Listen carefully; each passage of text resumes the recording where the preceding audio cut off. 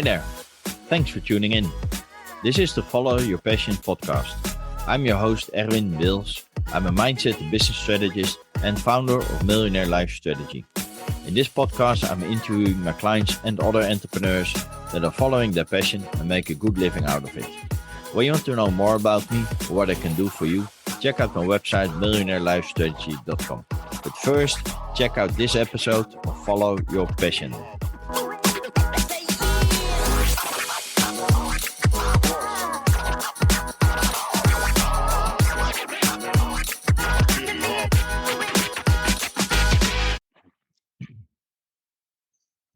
Hi everybody, welcome by a new episode of Follow Your Passion. Please welcome my guest, Melanie Gall. She is a professional musician and published author. Her passion has always been discovering quirky bits of lost history. She is educated in classical and opera performance and has found a way to turn her passion into a career. As a professional singer, Melanie is touring the world performing lost knitting songs from World War I and II, as well as funny popular songs from the early 20th century. She has integrated his music into theater pieces, which she's hired to perform both in the USA as well as overseas. Think of Taiwan, Scotland, China, Sudan, and many more. This July 2022, her book about forgotten 1930s film star Deanna Durbin is coming out. And in 2023, her second book is coming out about the forgotten history of the house sparrow. Welcome, Melanie. How are you? I'm well. How are you? I'm great.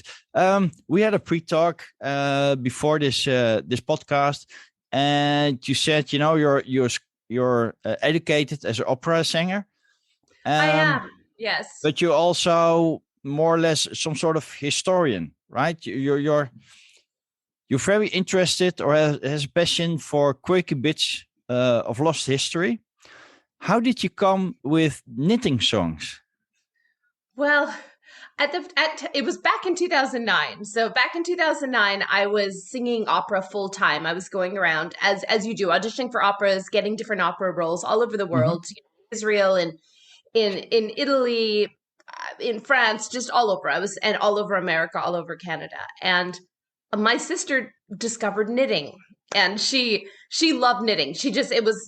All she talked about was knitting. And then she wanted me to start knitting. And at the time I thought, I don't have time. I can just go buy a hat. Like, who needs a hat that I make? I have learned. I am a knitter now. But back then I thought, I want to help her with her passion, but also I don't want to actually have to waste my time knitting. So I thought, okay, I'm a singer. I wonder if there's any songs about knitting. So I mean, yes, I was primarily a performer at that point, but also I always loved the stories around the music and discovering music people didn't know, not the operas that people always wanted to hear, which, unfortunately, opera companies, just because of funding, tend to put on the operas that people want to hear. You don't get to see that lost opera Bellini half finished, or the one opera, Beethoven didn't quite finish. Those are the ones you don't get to see. And that's what I loved. That's what I loved. But it wasn't the most marketable thing for a career. So I started looking for knitting songs. I found one. I found another. I found 12 more. And it just kind of went on from there. I know. And then I actually got a grant from the Alberta government in Canada to finish this research. So I spent the next several years researching and recording the music. And then I wrote a show around it because I thought, you know what? How do you share this music with people? If it's a show with stories and sometimes a slideshow and people come and they knit, it's a way to sort of make it an experience and make it living history. And so that's what I do.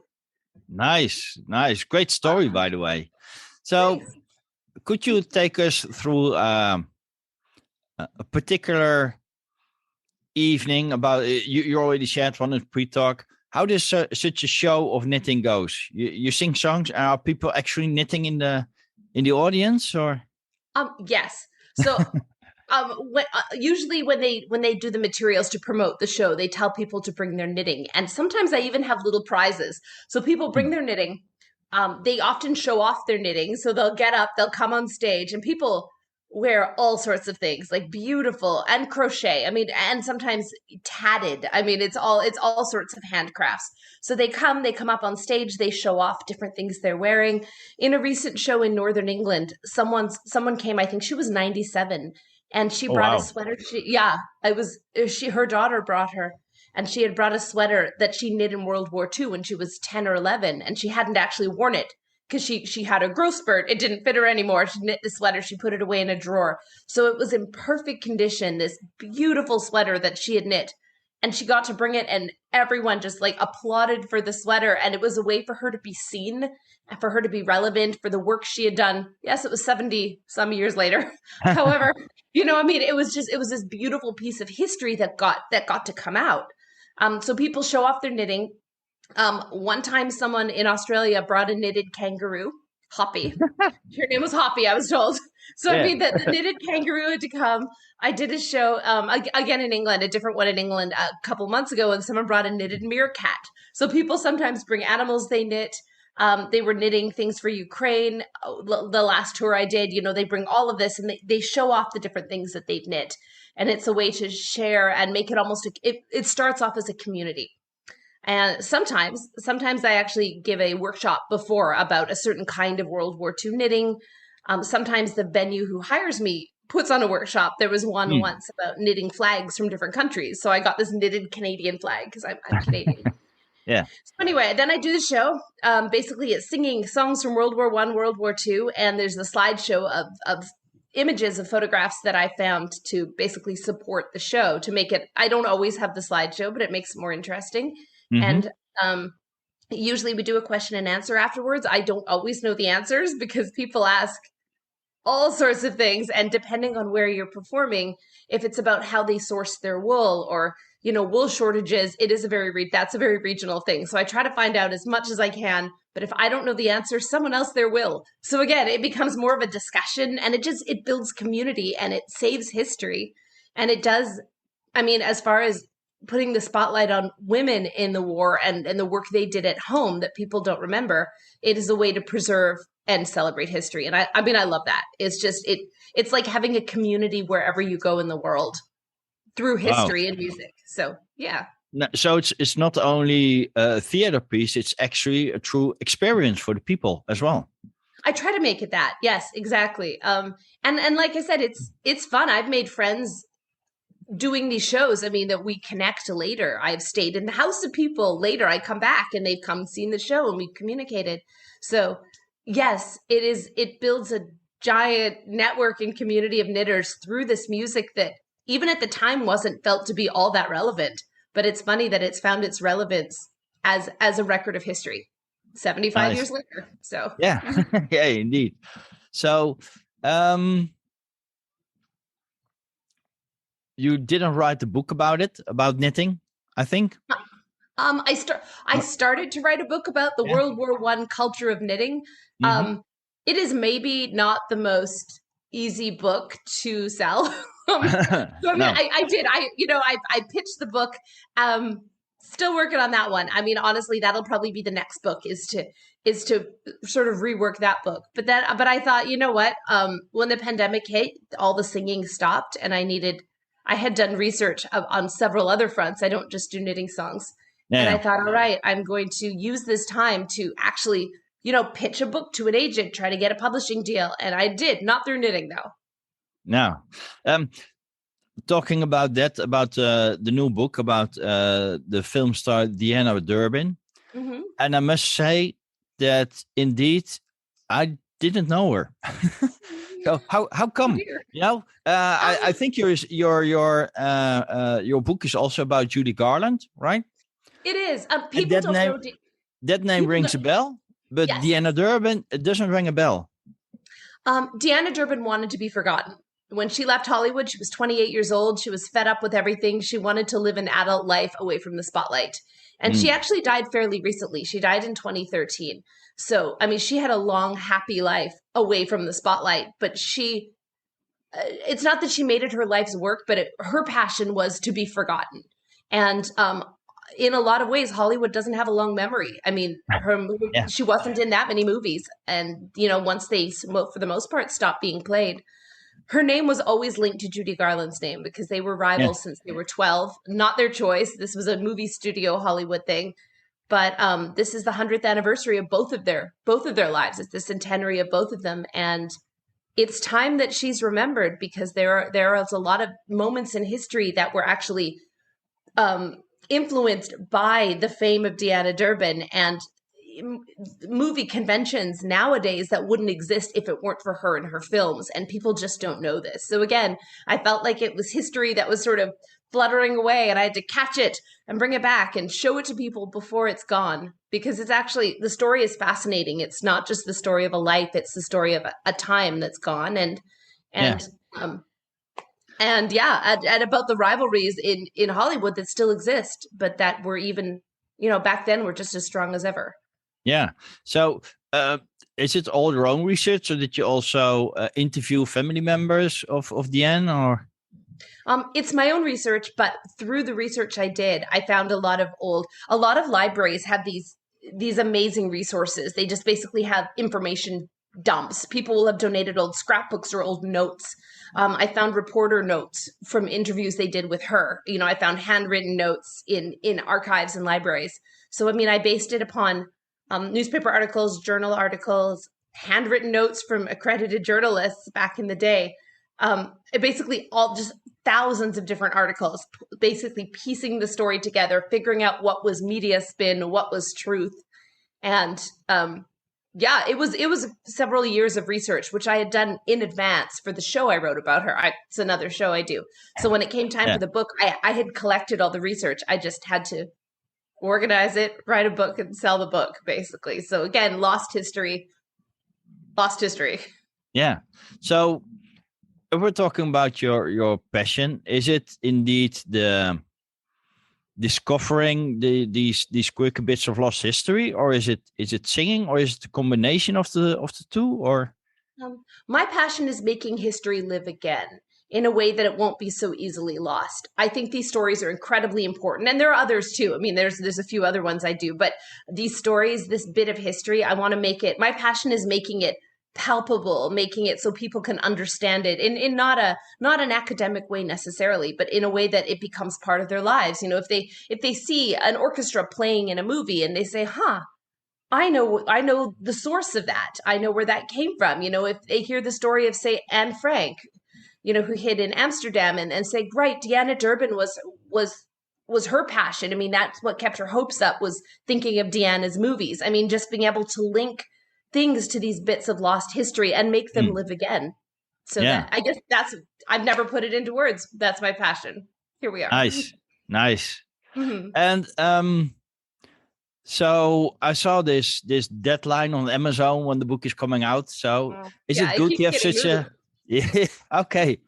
So does it help to have a deadline to finish the book, or because like you said, there's so many libraries that has information dumps in it, and I guess if you're a perfectionist, you're never done doing the research, right? That's true. That is true. I mean, the deadline was last September, I believe. That's when I actually submitted the book. So, I mean, in publishing, that's how it works. It's it's about 18 months from when you submit the book to when it actually comes out. Okay. 12 to 18. And it keeps getting moved because of supply shortages. It's actually supposed to be out already. There wasn't enough paper in the world. Yeah. So it just keeps getting moved. But yes, there's always the thought, what if I find an amazing tidbit that I missed? I hope I don't. Yeah, I can imagine. It might happen. I guess if it's popular, there'll be a second edition and it would be added then. But as far as the story I wanted to tell about her life and how it matched up with that of Judy Garland, I think I told it. I think it's pretty well told. I suppose if I find I'm sure more things will come out, because the book will come out and people will have stories. People come to me with their stories. And I guess that will just be things that I can write an article about the book, or do an interview about the book and share the information that way, I guess. Nice. And your second book is about the forgotten history about the house sparrow. Yes, it's weird. Of all birds, you're choosing the house sparrow. How come? Okay, that no one's ever asked that. Okay, there's a couple reasons. Number one, I have a pet house sparrow. Okay. Yes, it just sort of happened. She's not here, or I'm in Florida and she's in Canada right now. But I was in New York. I was living in New York, and I was volunteering at an animal shelter, and they got in a little baby house sparrow who couldn't fly, so she couldn't be released. They were gonna probably euthanize her because her wings just hadn't grown, the feathers hadn't grown right. So I took her Okay. home 7 years ago, and she's my bird. She imprinted to me. So I was that weird girl with a house sparrow who traveled. I traveled to music festivals. I toured with this house sparrow, kind of waiting backstage and chirping. And thanks to the internet, I discovered, I think I met 600 other people around the world who have house sparrows as pets. Okay. Huh. And it's this weird community. I mean, because if you think about it, people find hobbies because they like the same thing. You know, people go to church because they believe the same thing. People have house sparrows because they happen to have found one on the ground. I mean, that's the only link, is that you didn't leave a bird to die. I mean, that's the only link that, so I mean, I have met some amazing people. You know, there are people in India and Abu Dhabi, in all over England, where it's illegal to have house sparrows. So no, they don't get to tell anybody else about that. It is legal to keep them as a pet in North America. So all these people, and then I started thinking, well, house sparrows aren't native to North America. You know, they were an introduced species. They were brought over on purpose in 1851, and then again in 1853. So I thought, okay, what's going on? You know, why are they considered an invasive species? So I started looking at their history in North America and the world, and it's crazy. Like, their history is crazy. I cannot believe, again, I uncovered all this stuff, and I am sure I will find more, because we're talking, you know, the entirety of human history. There is house sparrow history. They have been around since humans actually became proper humans. You know, it's been 70,000 years at least of the modern house sparrow. And so finding it's everywhere. So, you know, I'm sure there are things that I'm missing. I'm sure that there's more information, but I thought that, again, there's nothing about this. So it's their history, and it's also about how people have kept them as pets and how they've changed people's lives. So nice. House sparrow. It's weird. Yeah, I can imagine. So will there be a little guest role for Johnny Depp? I mean, they've never been pirates. This is the thing. They've never been pirates. But you know what? The fact that he was named Jack Sparrow is very telling, because sparrows, you know, they like to fight. They like to be ostentatious. They're very much like that character. Nice. I remember when I traveled that we went to Mexico on holiday. We've been to Africa. And in the Netherlands, we see a lot of house sparrows, as seagulls as well, when you live near the coast. And I remember when I was in San Francisco, I saw a lot of pelicans, right? And I thought, wow, pelicans. I'm not used to seeing pelicans in the wild, you know, so I was a bit amazed by that. When I was in Africa, I saw a lot of vultures. So I thought to myself, you know, would this pelican in San Francisco and this vulture in Africa, would it be their house sparrow as we have them in the Netherlands? That's a good question. I don't know. You know, possibly. What's interesting is house sparrows are actually a protected species in the Netherlands. They're not everywhere. They're not a protected species in North America. They are in the Netherlands. So they're appreciated a bit more where you are. Yeah, we'll take care of the little ones. Thank you. Yeah. So, of course, I have to ask, are there any songs about house sparrows? There are so many songs that mention sparrows. Jacques Brel. I mean, we're talking big songs that mention sparrows. There are country songs. So yes, I am considering doing an album to coincide with the book about songs about house sparrows. So yeah, that's actually another project that there are so many. This is the problem. But yes, sparrows appear, the thing is, they're everywhere. They're invasive also in the arts. You know, they're in art, they're in poetry, they're in music. So yes, there certainly are. Yeah. Yeah. I think you're the only person I know in the world that is writing about forgotten history and also has a musical theater piece to go with it. It's good promotion. I mean, really, it's, you know, you get to go do your show, sell a book. It's a way to sort of put everything together, and it's taken years to build this. But, you know, now I tour all over Europe. I tour all over North America. I'm here at this festival. I'm at a festival right now in Florida doing a show about lost songs of American Prohibition.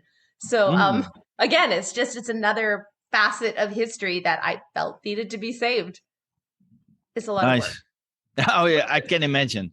But would you really consider it work as it's your passion? That's a good question. It's work, but it's work I love doing. I mean, today my show's in the evening, and I'm going to be spending the day working on doing graphic design for another festival in Scotland, for another show I'm doing, and then memorizing yet another show. So, I mean, it is constant work, but I love it. I mean, I Yeah, wouldn't choose to do anything else. I guess that's so. It is work, but it's also what defines work. It's a yeah, you can love your work. exactly. I think it's a quote of somebody that said, if you do what you love to do, you never have to work again. Yeah, And it's or if you actually, do what you love to do in the arts, you never stop working, which is also yeah. good. Well, it consumes a lot of time. That's the drawback of the situation. But since we're loving what we're doing, it's okay.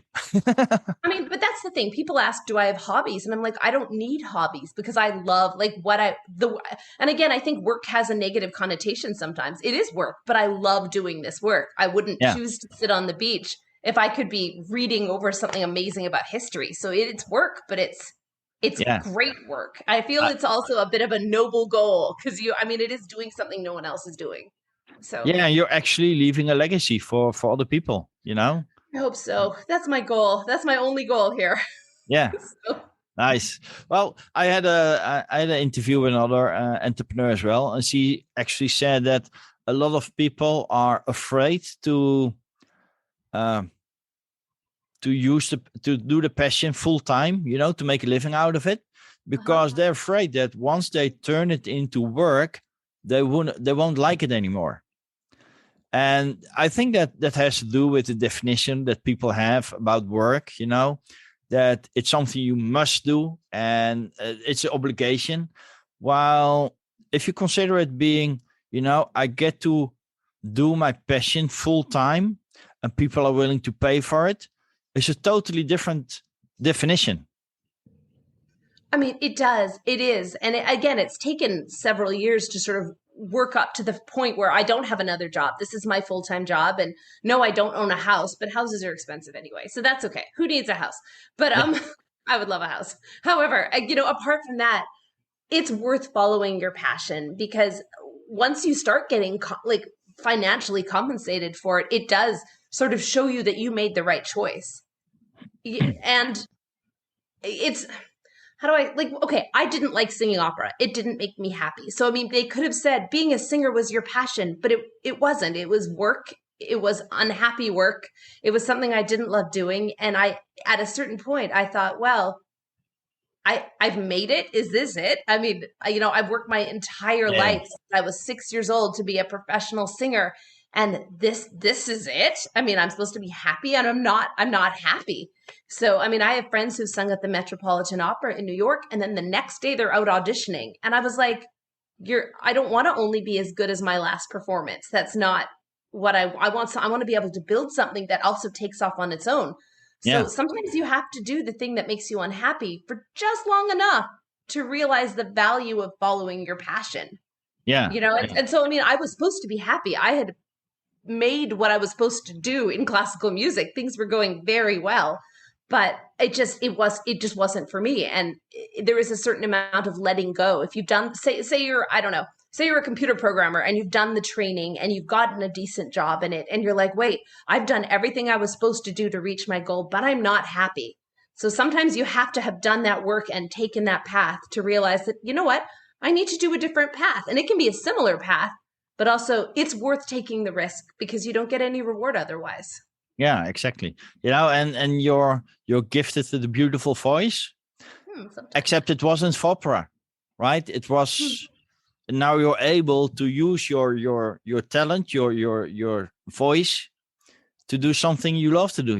To bring history back to life again, and entertain people, and build communities around this subject you're singing about.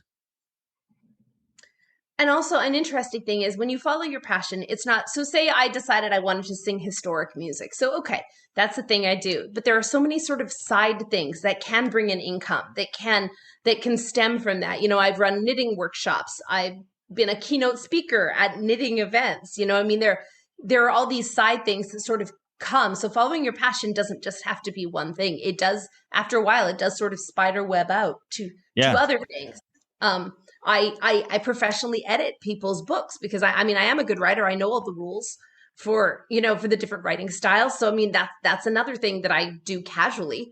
So, I mean, there are a lot of things connected to following my passion that Yeah. aren't exactly that, but it all comes together to be one thing. I think that's the important what you say. It all comes together. It's not just one thing, but like you said, when you start sharing a story like knitting, other people Mhm. come with other stories. You can could be your interest as well. And you could take it from there, and think opportunities will come when you're open for it. Sometimes they give you a knitted kangaroo. Yeah, exactly. Sometimes you never know. He's giant. He's like this big. But anyway, so you never know what's going to come. Sometimes a knitted kangaroo. So, Yeah, nice. So, are there any? Well, you already shared one with this 97-old-year lady that showed mhm. her sweater when she knitted when she was about 10. Mhm. Um, are there any favorite countries you would like to you like to travel to? Greenland, which I Greenland? realize I realize that's Denmark, but Greenland, I would like to go there. I've been to so many countries. I've wanted to go to Greenland since I was 7. Um, I don't even know why at this point. There is no point to it. It just I want to go to Greenland. That's it. Um, um, yeah, I've been to a lot of countries. I've been to something like 60 countries. I love them all. Well, some more than others. Yeah, And Greenland, that's where I'd like to go. nice. So you've performed your show, like I said in the introduction, in countries like Taiwan, Scotland, China, Sudan, USA as well. Um, Mhm. totally different cultures, but Yes. does it also mean that the knitting is different, or do you see similarities between different cultures? The knitting is different. And sometimes that wasn't the knitting show, but the way where I've done the knitting show, for example, in Northern England and in Scotland, people knit these Guernsey sweaters and different fishermen. And this is something from the 19th and 18th century, or 20th and 19th century. They would knit various sweaters with various patterns on it. So Mhm. just in case your fisherman drowned and like the fish ate his face, you'd know who it was by his sweater. So there is a Yeah, huge tradition of Guernsey sweater knitting there. There's different ways people hold their wool. There's different there. I mean, in the UK, sometimes they hold it under their arm and knit like this. I put my ball down on the couch and I knit like that. So I mean, the types yeah, of knitting are different. I do try to find regional stories to add depending on where I am because it is interesting. I mean, around Leeds and Manchester in England, because I was just in England, so it's on my mind. I mean, that was a major producing. They were producing yarn cloths. It's a big sheep area. hmm, Um, Another thing I do is I sing French songs, like lost French cabaret songs. So a lot of those overseas gigs were actually for the French expat community or for the French community, and they were these yeah, lost French songs. And I mean, when I sang them in Sudan, people that I did a workshop at the Women's University there, and they taught me some of their French cabaret songs. I mean, so there's an exchange also of music and of experience. It's not just me singing at people. Often a local group will open for me or they'll come to a workshop and you do learn stories and share stories and make connections. nice. Do you have a favorite language to sing in? I mean, French. It's Yeah. French. You can just be so dramatic in French. And I mean, I'm from Canada, so I learned a Canadian French accent, which they just laugh at anywhere else. So it's the Parisian. It's putting on the Parisian accent sometimes, and then sometimes the Canadian one. It's fun to play with that. Yeah, just I French is a very. I mean, German also is a very expressive language to sing Mhm. in, but French you can roll your R's. I just like I Yeah, love yeah, it. yeah, Just yeah, you can really just let her rip in French. So yes. yeah. Yeah, the reason I was asking because if I'm thinking about opera, Italy comes to mind Yes. immediately. There are a lot of Italian operas, um, and I have no idea what they're singing about, but it sounds wonderful. I Mhm. know a little bit French. I remember when my mother said that I was a very big fan of Edith Piaf when I was Mhm. little, and I mean real little. Yeah. Um, it's something about that language, indeed. Yeah.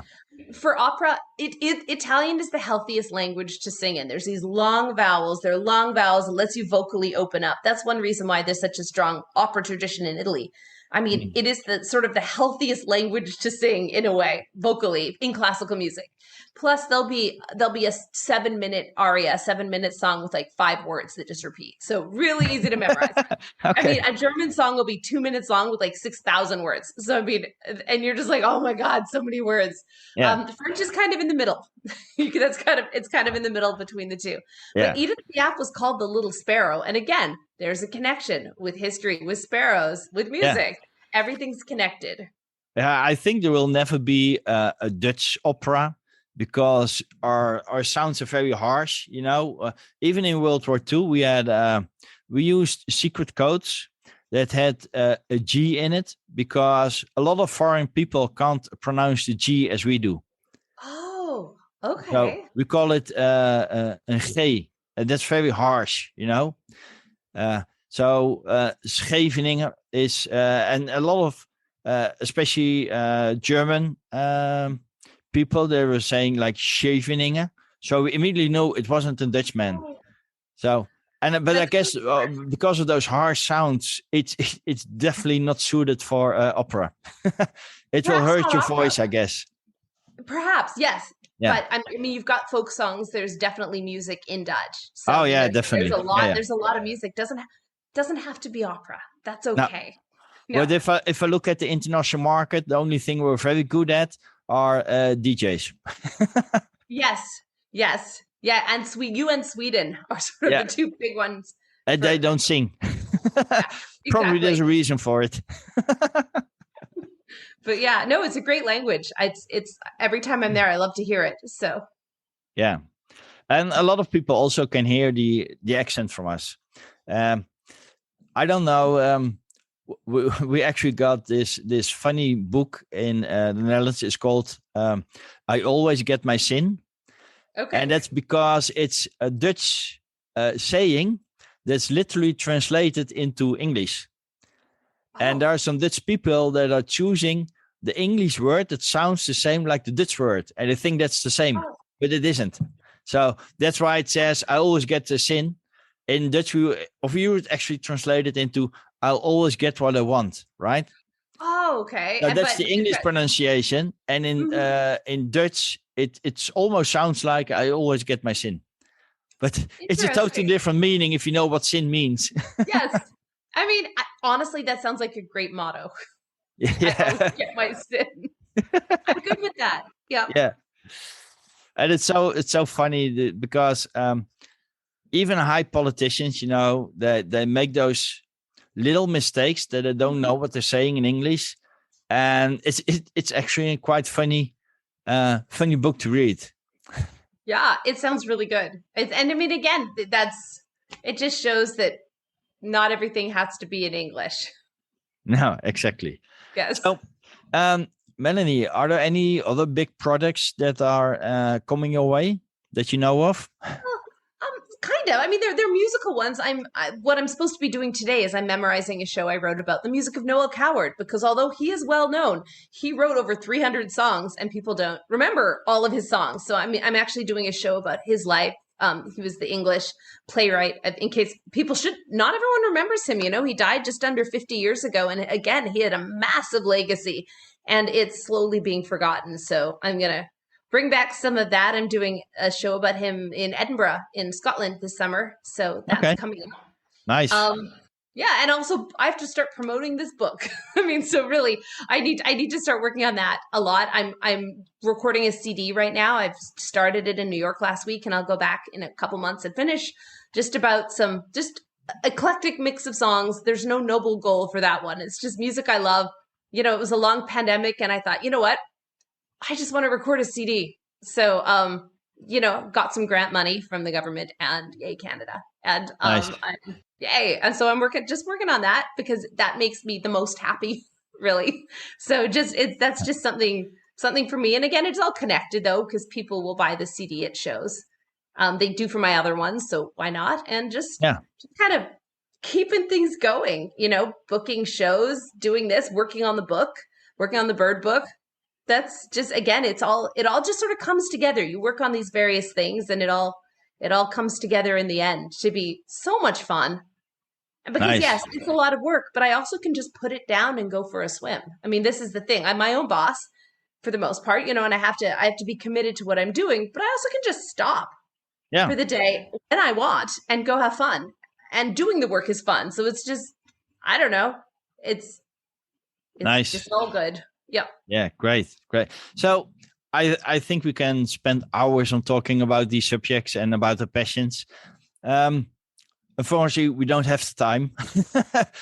But do you have a little tip or a little piece of wisdom you would like to share with the audience about following your passion or Yes. becoming an entrepreneur? Yes, I do. So when you're following your passion, it doesn't have to be music, whatever it is you're doing, be aware of your audience. Be aware of, maybe not audience, be aware of who you want to sell your product to, who you want to recompense you for the work, the passion, the work you're doing.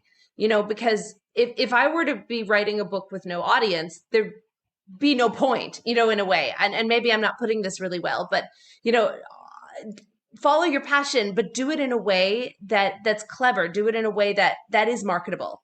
And every passion has a marketable way to do it.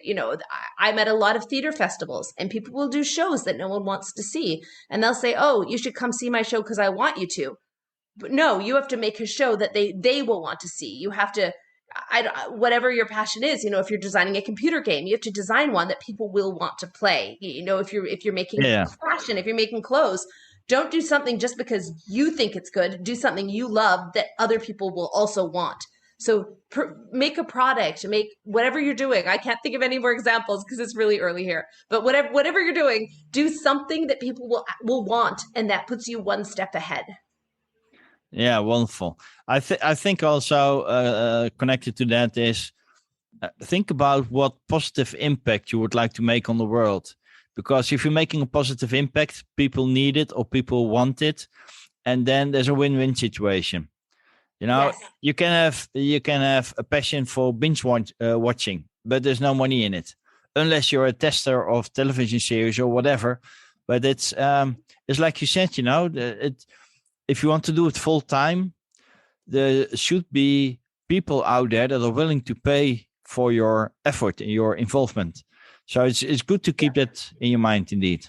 Yeah. And one more thing I just actually thought of, there is nothing more valuable than building a community. This is the thing. I mean, when you're following your passion, in a lot of ways you are working alone, and there are people out there who will help you, who, for my book, I needed a famous person to quote for the cover. And I didn't know any famous people in movies, and I, put it out to the community that I built, the community that I know, and then communities that I've joined. So basically these different online communities, and all of a sudden people were helping me, people were connecting me with who I needed. So the connections you make, and often it's by being more generous than what you expect to get back.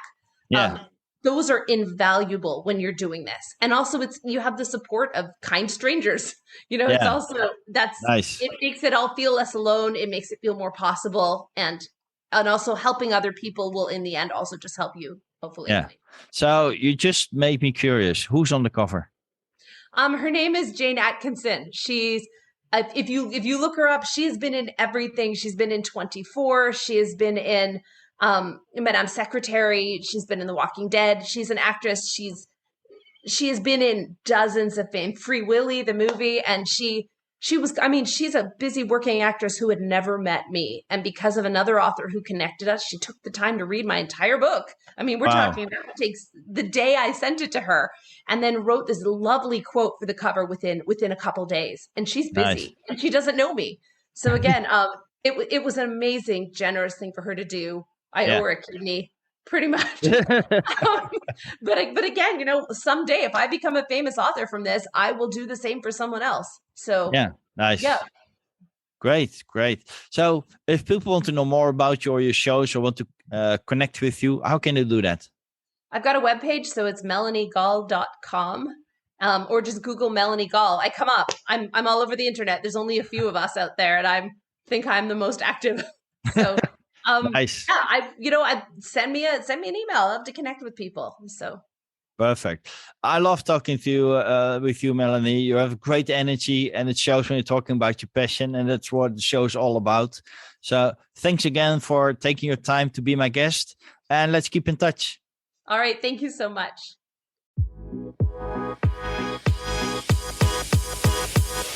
I hope you liked this episode. Make sure to check out the other episodes, because each one is filled with interesting and inspiring stories and energy. Are you following your passion as well and make a good living out of it? Contact me and you could be my next guest.